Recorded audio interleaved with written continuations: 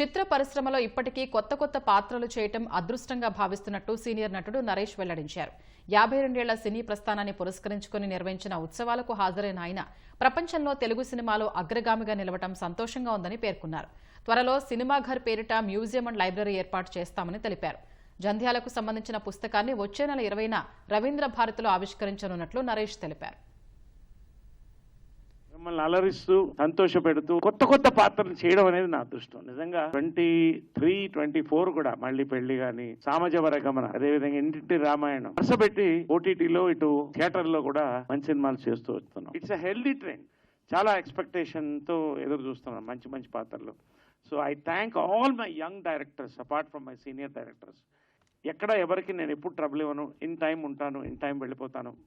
వాళ్ళు ఎలా కావాలంటే అలా ప్రమోషన్స్కి వస్తాను. డిసిప్లిన్ అనేది తల్లి విజయన్మల గారు, కృష్ణ గారి దగ్గర నుంచి నేను నేర్చుకున్నాను.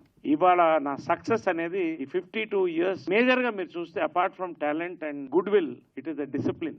ఇది ఎప్పుడు నేను పాటిస్తాను. అందరిని కూడా ఆ డిసిప్లిన్ ముందుకు తీసుకెళ్తుంది నేను నమ్ముతాను.